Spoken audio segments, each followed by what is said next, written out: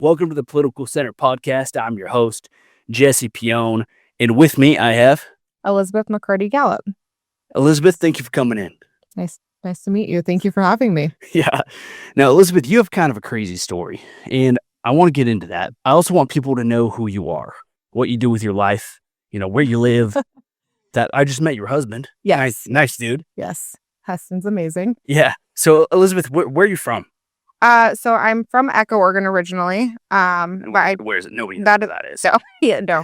Nobody does know where Echo, Oregon is. It's Northeast Oregon. Northeast? Yep. Okay. You mean Northeast as in like Pendleton, near the Washington border. Okay. Over there. Yeah. In Umatilla County. It's a great area. I grew up on a farm. I come from a family of 6. I had 4 sisters. And I was a teacher. I'm not anymore. I got married in October and moved to Malin, which is down by Klamath Falls in Southern Oregon. Okay. That's deep south. Yes. Yeah. No, I can walk across the street and I'm in California. Wow. Yeah. It's crazy. State line road. But I taught ag for 5 years before that. And then, what age? 6th through 12th grade. Oh, so I got them all. Yeah, a lot of them. It was fun. I did enjoy it. But it worked out where I got married in October and now I help Heston on our farm down there. You got married this last year? This last year. Oh, yeah. Congratulations. Thank you. Yeah, it was a great day. It really was. And so my husband's super supportive and so I get to stay home for now and hopefully we'll raise a family. And it's actually allowed me to have a lot of time with what we're going to be talking about, to be able to work on that. So it's been a really big blessing to be able to have the time. Well, that's awesome. And I met your husband. Really good, really cool guy. Yeah, no, he's the best. I got very, very lucky to get him. Oh, yeah. Yeah, well, it was funny talking to him on the way in. He's like, well, I'm going to go explore. I'm like, I wonder where he's going to go. Where he's going to go explore. He told me it was at some war memorial. I was like, okay. Oh, there's one in Kaiser. Yep. Yeah, he went there. Oh, that's cool. Yeah, we just, I just covered that a couple weeks ago. Oh, okay. So they actually, in Kaiser, they have Oregon's first Gold Star Memorial. Oh, how neat. Yeah, and so do you know what a Gold Star family is? They're a military family, something with the military, right? Yeah. So it's like it's to honor the families who have had loved ones die in combat. Yeah. And no, that's awesome. Yeah, it was really cool. It's Oregon's first one, and they just did it in Kaiser. We did a whole unveiling, and it was a beautiful thing. And it was great to see all the support we have for vets. No, absolutely. That's super important. I wish he would have taken me. Well, you can go see it. It's down by Kaiser Station. Okay. Yeah, so you can get some in and out. Oh, gosh. I'm not waiting in that line. Oh, it's a crazy line. Never. Dude, I got so lucky one time. I was, it was like right after they opened. And I don't know how there wasn't a line, to be completely honest with you. But I just felt the urge to go, so I went, and there was no line. I was the only person. Wow. Yeah, it was right before they closed, and for some reason, no one else was there. That's crazy. It opened when I was in college in Corvallis still, so I went to Oregon State. Yeah. And yeah, it was like a big deal. Everyone road tripped up to Salem or Kaiser, I guess. It's all Salem to me. I don't know. And we all sat in line and waited and got our in and out. And it was good, but I don't think it's worth waiting an hour for. It's a long wait. That's totally fair. Yeah. Well, Elizabeth, thanks for telling me a little bit more about you. Of I course. appreciate that. I heard, in fact, I didn't even hear it from you. Originally, I heard this story from another friend of mine. I was at Oregon Wheat League reception. Yeah. Yes. And they were like, Jesse, you have to meet this woman. And I was like, who? And they told me your story. And I was, I don't know, a mix of heartbroken and also deeply inspired by your willingness and ability to fight to make things right. And I just want to say that, I really admire you for that. And that's why I was like, dude, I got to get her on the podcast because one, I think it's an honorable path you're pursuing. And the story's pretty wild. Would you mind sharing? Yeah, no, I totally can share. That's what we're here for. So to bring awareness to this. So on January 2nd, my 2 youngest sisters, Rachel and Faith McCarty, were killed in a helicopter accident along with my uncle David and my cousin Caitlin. The 3 girls were all under the age of 25, and it was Uncle David's wedding day. They were flying in Arizona near a town called Superior, and they went through a Telegraph Canyon, which is a very pretty scenic flight. Where is Telegraph Canyon? It's in Arizona. Oh, sure. Okay. I don't know exactly. It's near Superior. That would have been the airport that would have been the closest to them. They flew out of Pegasus or Airport, which is where my Uncle David had a house and a hangar there. So he knew the Arizona landscape really well. He's flown there many times. He's flown through Telegraph Canyon many times, and that's why he took the girls out there. It was just something really pretty to do before they went and had the party later on in the afternoon, and to kill some time. And it was supposed to be just a super casual thing. I was back home here in Malin, and I got the phone call from my mom that an accident happened. We didn't know at the time if there were any survivors or not, but when you are flying that high, it's not likely immediately. So just to make sure I have this right, so they were kind of waiting for a wedding. Yeah. And your uncle took your two sisters. Yep. And your cousin. Yep. Out on a little helicopter flight. Yep. And he's a pretty experienced pilot. Very experienced, yeah. He has over 20,000 hours of flight time.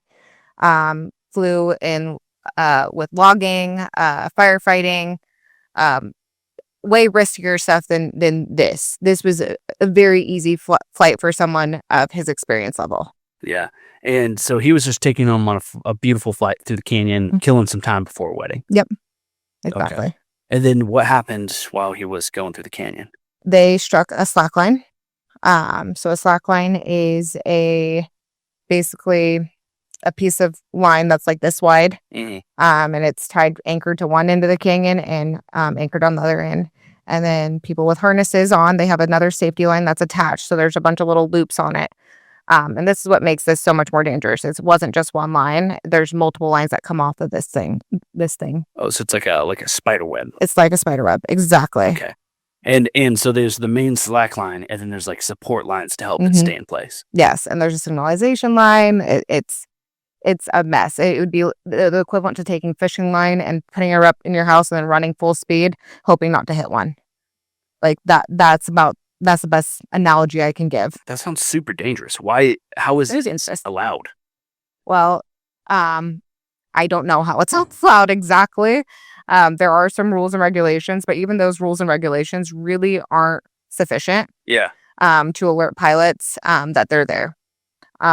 It's been an ongoing thing. The more research I've done and with my travels to D.C. and to the Oregon Capitol and all that stuff with this, I have found out that the NOTAM system has been a topic of conversation, and it is an issue. So NOTAM is a notice to airmen, and the slackline did have one, but it was tied to the Superior Airport. The Superior Airport is a gravel dirt strip that has no air services. It's not a typical airport that people fly into. And the way ForeFlight works is... And ForeFlight, that's the system that pilots use to know where the airports are, where they can land, notices to let them know, hey, there's going to be something dangerous here. Yeah, or a TFR, which is a temporary flight restriction. Okay. Which would tell a pilot, don't fly through here. It comes up red, and those come up in real time. And we'll talk about those, kind of like what my mission is with these slack lines and getting them TFR'd. Okay, fair enough. So just to make sure we know what a TFR is. So I fly drones from time to time. Yes.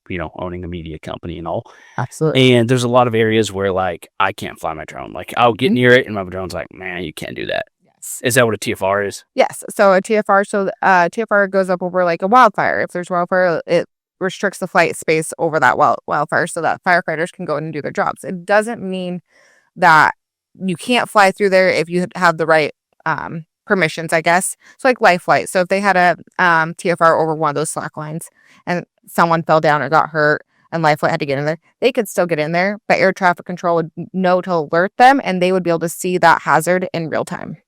That something's there, they need to pay attention for it. If you are like life flight, you could have permissions to be able to fly through a TFR, but it alerts you that there's a hazard and that there's something to pay attention for, and they might call into air traffic control. What is this hazard? And so that's why for me, getting these slack lines switched over, especially these highline ones, to a temporary flight restriction, especially while there's an investigation going on, is going to be way safer for everybody else. This is a very, very, very preventable. There's no reason why anyone else has to die from this, from not being able to see it or not know about it. So I want to make sure that I understand what you're asking for here. So currently, the way the system currently is these people who have to put up slack lines have to alert whatever the local airport is for that area. Yes. And for example, there's a lot of these local airports that don't have a huge infrastructure. So, for example, I would assume your uncle would be using. Did he use the same airport as that guy? As Superior, no, he was flying out of Pegasus Airport. Interesting. So, was he using the Pegasus notifications? Yeah. So he would have, Pegasus would have came up on his stuff automatically because that's where he was landing. I see. So wherever you're landing, that's where you get the notifications for. And flying out of, yes. And then do you get the notifications for the airports nearby? No. Why is that? That's a good question. I don't know.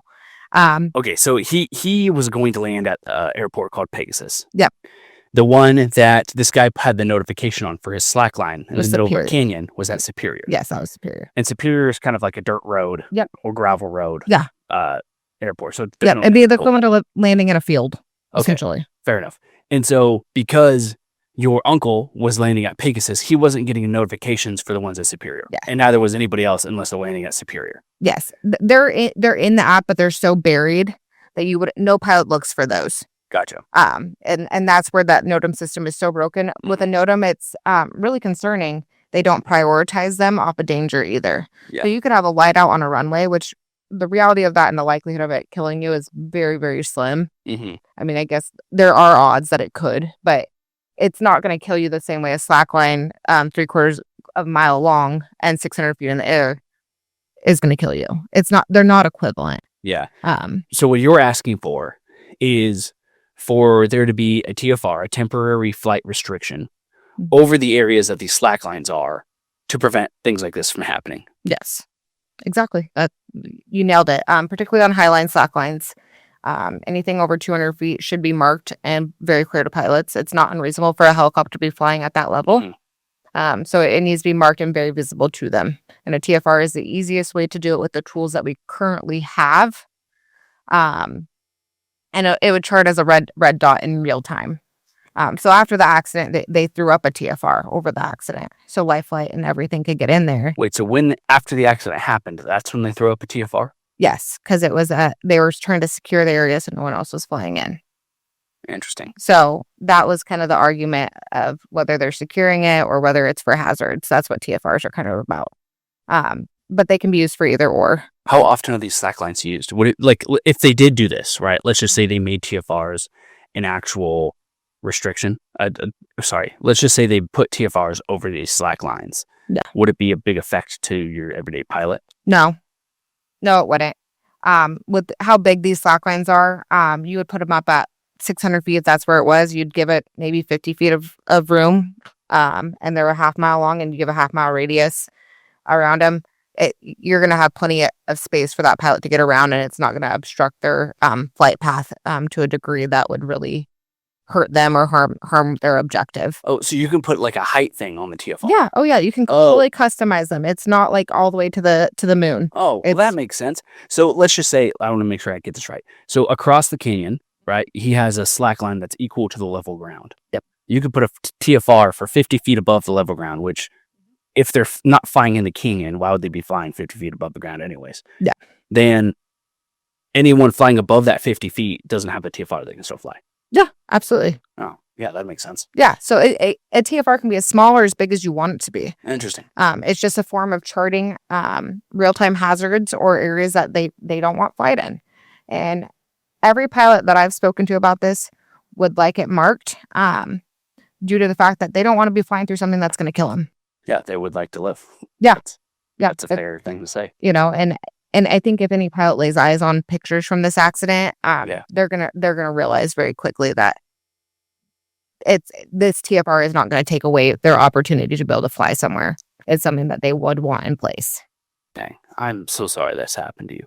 So we heard about, what happened, and then we talked about, what you're hoping to achieve to prevent that from happening. Mm-hmm. But we never heard about what happened right afterwards. Like, how did you hear about this? So I was actually at Sportsman's Warehouse, and I got the phone call from my mom. I was actually buying ponchos. We're going to go to Disneyland after the wedding and meet them down there. And my mom was very upset, of course, and called me and said, "Hey, something happened. We're not sure what the damage is at this point, but you need to be praying. And I was like, I'm going to get on the road. I'm coming to you, Mom, because she was still here in Oregon. So my dad and my 3 sisters went down for the wedding. And then we were all going to meet in Disneyland on Sunday. What's the game plan? And so I went home, and my husband, amazing. I had to drive about 20 minutes to get back to Malin. And at that time, on the way home, I got a phone call from my dad saying, hey, they didn't see, there was no explosion. The fuselage is intact, but it's not probably good. I'm like, okay. Nothing had been confirmed at this point. By the time I got home, my husband had a bag packed for me. We threw it in the car, and we were on our way up to Eastern Oregon. By the time we hit Chiloquin, which is about an hour into the drive, I got the phone call from my dad saying there was no survivors, officially. During that time, though, too, my sister actually flew out with the neighbor because she has some training and stuff that would be helpful if someone was injured. And they were in a hover, and they missed that slackline by about 10 feet. They didn't land because at that point, search and rescue had gotten there. And the pilot. So why did they almost hit the slackline? Because it's not invisible. I mean, it was a spider web out there. Do they put anything on here that's like flashing or? So it's like bikers on the side of the road wear flashing gear. Yeah. You know? They said that they had 10 lights on it. I couldn't see those in the pictures from the preliminary report. They did have 5 windsocks, but a windsock, whether it's up for debate on whether that would be an appropriate marker for that line. Because if you're traveling into a windsock, you're just going to see straight through the hole. You're not going to see the side profile of that windsock. Yeah. Well, not just that, but like if the people coming in after to help them almost hit it too. Yeah. Like there's clearly it was bad. Issue there. My dad got to speak with the life flight guy, or the search and rescue, not life flight, search and rescue. And that pilot said it was the scariest thing he's ever seen in his life, flying. Gosh. I mean, it truly was a matter of luck that my family was the one that had to endure this. Any pilot of any experience level would have hit it. It wasn't obvious. And so if it had been marked on that 4-flight app, they wouldn't even been flying in that canyon. I'm sorry to hear that. I mean, I can't imagine how you're feeling, and your whole family. I mean, there's no good reason as to why they should have died. No. You know? Very preventable. 100%. So since then, it seems like you've been on a mission to try to make this right. Yes. So my goal is to make sure that this doesn't happen to, oh gosh, here it comes. My goal is to make sure this doesn't happen to another family. There's no reason why any more lives need to be lost. We already lost 4.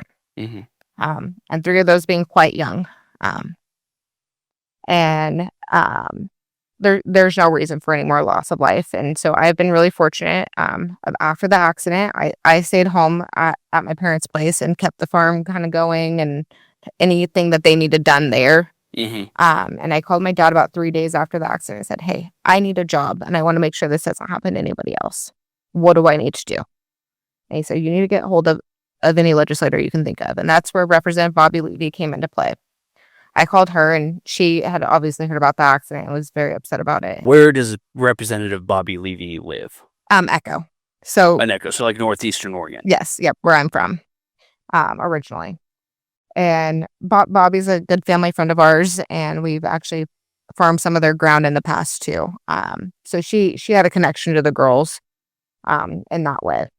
And her husband's also a pilot too, so some aviation experience along with that. I called her and I didn't know really what I was asking for at the time. I said, what do I do? And she goes, well, let's have a meeting at 11. I'm going to loop in Cliff Bentz too, Representative Bentz. And Representative Cliff Bentz he represents Eastern Oregon. Is that correct? Yeah. Okay. Yeah, he's the one Republican representative on the federal level for Oregon. So his group, not his group, he called too, and we're on the phone, and they kind of walked me through like the process of what happened. So one thing about Cliff Bentz, he lost a brother in an aviation accident also, and he was a lawyer for aviation accidents. So he has experience in this also.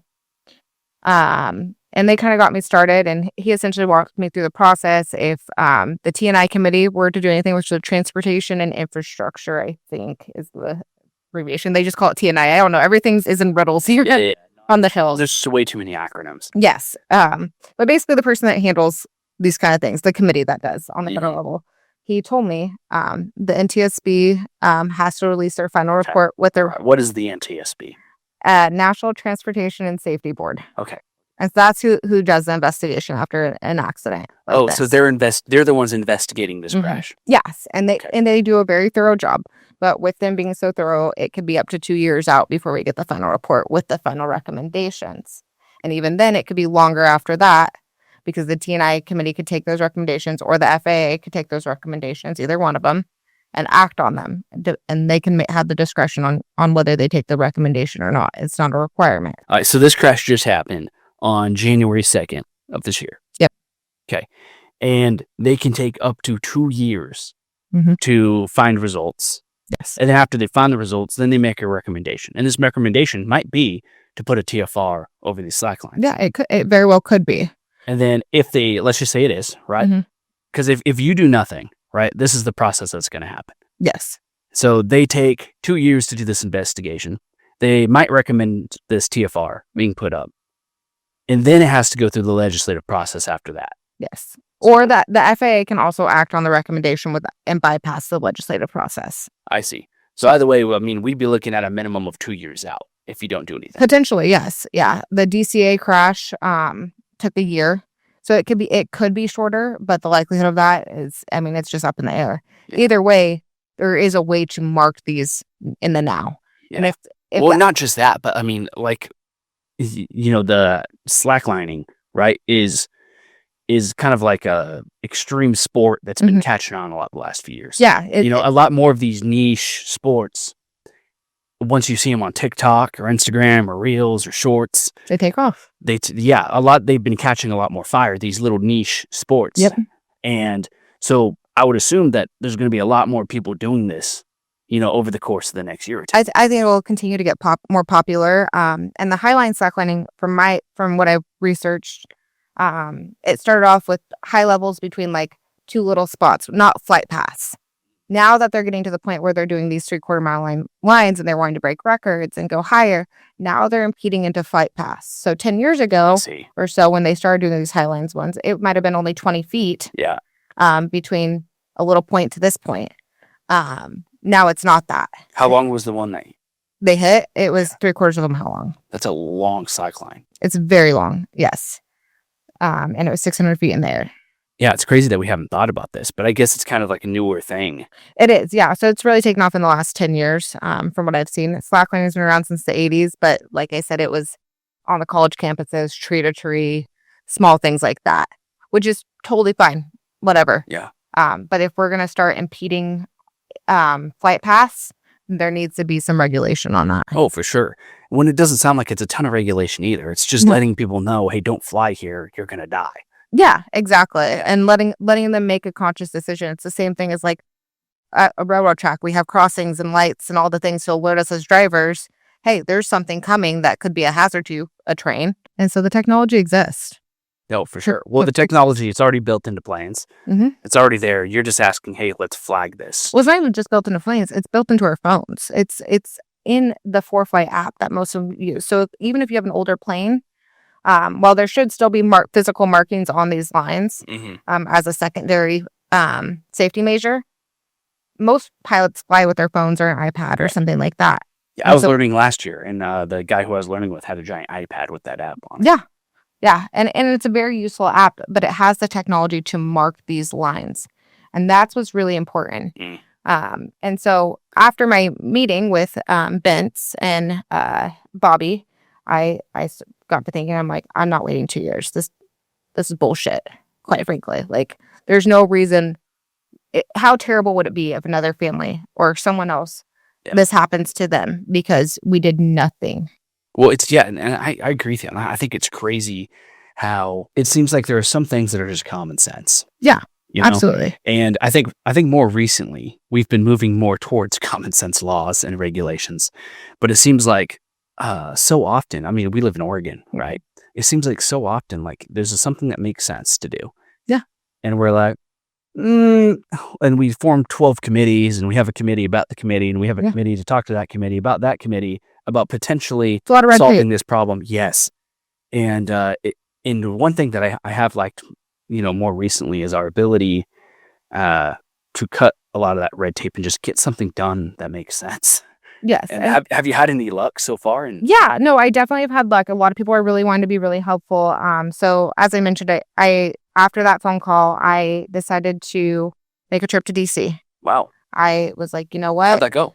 It went really good. It was, everyone wants to help, but we have to kind of break the system to do it. Yeah. And that's fine. I had a lot of luck, and I like to say I had my two sisters with me the whole time, because originally I went in there with 6 meetings scheduled.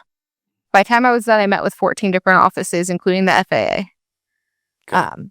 Who was the most receptive out of a lot of these? Oh gosh. Wyden's office was really receptive. Merkley's office was really receptive. Bence's office was kind of my home office. They got me started and helped get meetings scheduled. Sean Higgins with Val Hoyle's office was super helpful.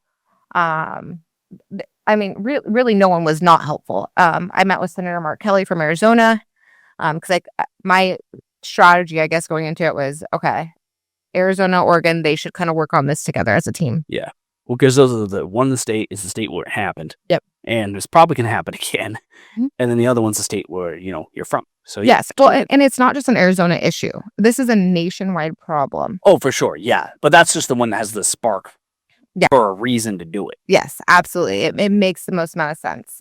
Along with that, I put letters and met with a couple staffers from with some of the senators. So Senator Sheehy's office, and Senator Budd's office. I met with staffers. Both of them have been known to work on aviation stuff. I dropped some letters off in the Commerce office. I had a lot of luck. I actually ended up having to extend my trip by a day, because I had so much luck. With Wyden's office alone, I was meeting with his staffer, and she pretty much had told me, she goes, I want to help you. I just got to run it up the chain and get the A-OK. Mm-hmm. She was walking into the cafeteria to get some lunch, and we run into Wyden, and she kind of explains, and he comes up to me. He's like, you lost your family. And I'm like, I did. Do you have a moment? And he's like, absolutely. And I'm like, I don't want to interrupt your lunch. Like, I try to be super I don't know this world. This isn't my thing. Yeah. So as a teacher. Oh yeah. Yeah. We're going from being a teacher, into the political world is a very, and this isn't a political issue. This shouldn't be a political issue by any means. It's public safety. Sure. Every single, senator and representative has constituents that fly. Yeah. And so and themselves too. Yeah. One doesn't seem like you're not asking for a lot. No. Yeah. No. And I keep going back to, if they hadn't hit it and they almost hit it, and we were to go to FAA and say, hey, this is a problem, we could take action on it now. But because there's an investigation, we can't. That doesn't make sense. Yeah. That doesn't make any sense.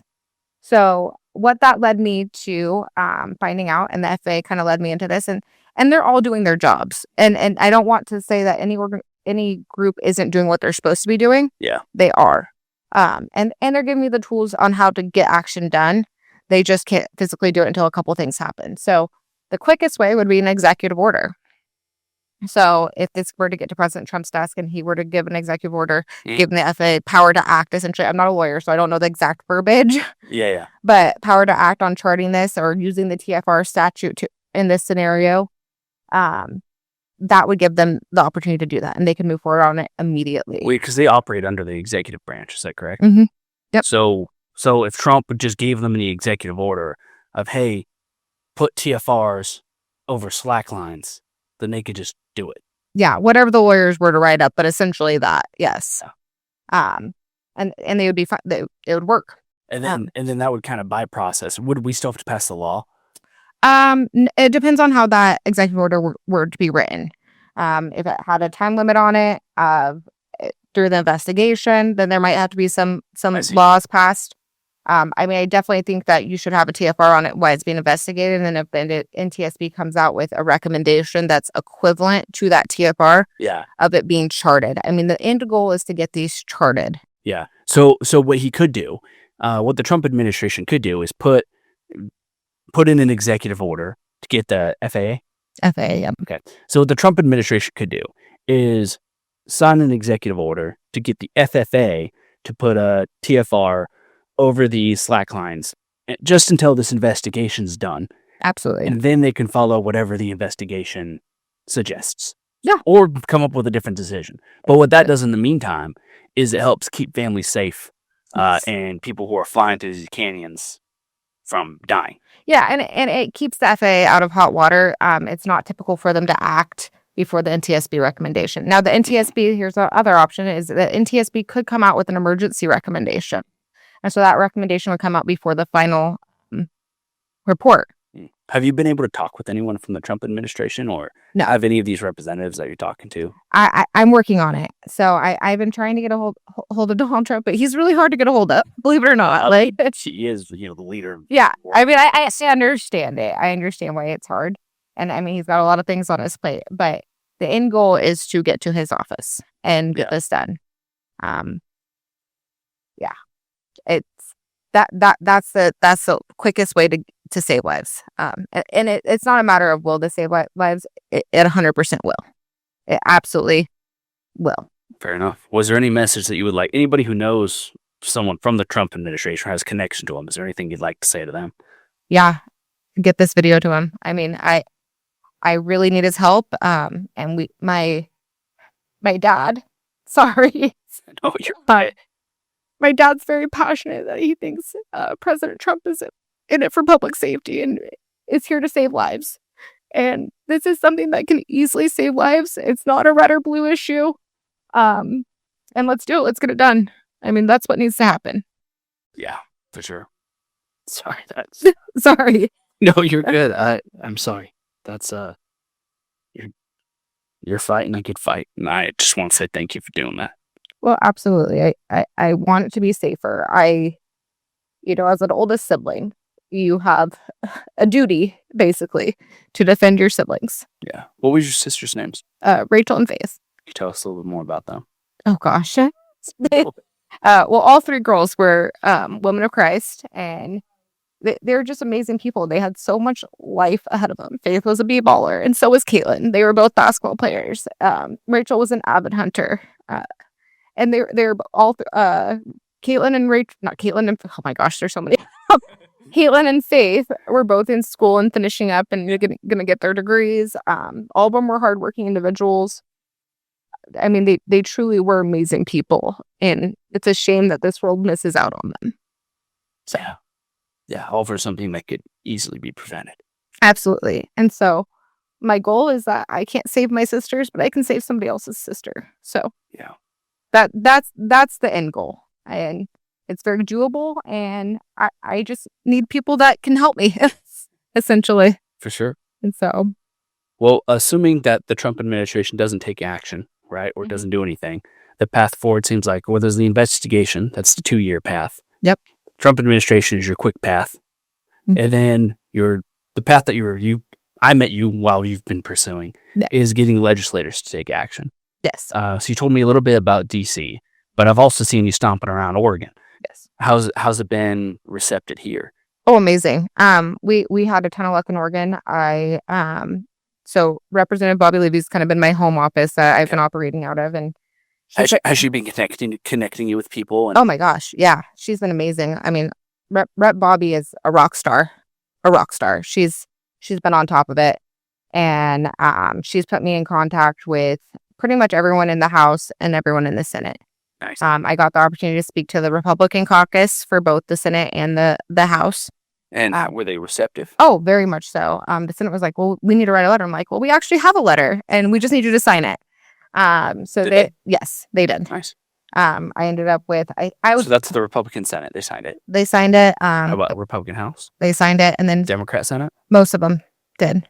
And Yes. Democrat House? Most of them did too. Okay. Was there anybody who held out? There were a few that didn't feel that they had enough information to sign on, which is fine. I respect that. Yeah. But they weren't opposed to it by any means. There was nobody that was in opposition. Well, that's good. The governor also wrote her own letter. Did she? She did. Support.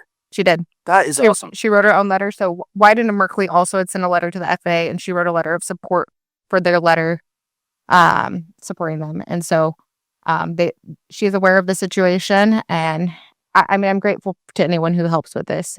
Senator Manning was really helpful with his caucus. He took me around and introduced me to a bunch of people. And I love Senator Manning. yeah, no, he was great. He was on top of it. And told me, he's like, I'll get him to sign on. And so a bunch of the Democrat Senate members signed on. I have a picture of all the signatures and stuff, and I'm happy to share that with you. Yeah, if you could. Yeah, I could even put it on here. Yeah, no, I'll share it with you. But it's amazing the amount of people that have interest in this and want to help. And it's just a matter of being loud enough. I'm not loud enough on my own, so yeah. I need others to do so. And I'm actually going to Arizona next week to do the same thing I did here in Oregon. It's going to be a little bit of a different journey for sure, because it's not my home state. So I'm kind of going in a little blind. And then I'm going back to D.C. To lobby there and try to get them to someone to get me a meeting with the president or one of his staffers. And so that's kind of the game plan for now, and we'll see. Well, I just want to, again, I know I've said this, but I don't think I can say it enough. I think that what you're doing is really admirable. And I think your sisters would be, and your uncle, I think they all be really proud of you. I mean, because seems like it's way out of your comfort zone. And you've been adapting. I can tell just from talking to you, like you have the ability to do this. Like, you got this. And I believe in you. I hope that you kill it. And also, I'm sorry for what you've had to go through. And I'm sorry this is the path, that it took for you, for this to be able to get done. But well, thank you. You can admire me when this paper gets signed. But until then, just support and anyone that has a connection, they can reach out to me. I will take anyone's help on this. Cool. How can people reach you? They could reach me through Facebook, Instagram. We will be writing an article about this, and we'll make sure that her contact info and how you guys can reach her is going to be in there, and we will include a link to that down there. Perfect. So my @ is Elizabeth J. Gallup, and then Elizabeth Gallup on Facebook, and then I'll also leave you with my email too. Perfect. So sounds good. Yeah. No. Well, thank you for coming in. Thank you so much. Thank you for having me. Cool. I appreciate it. Alrighty, guys. Well, thank you so much for listening into the Political Center. Catch you next time.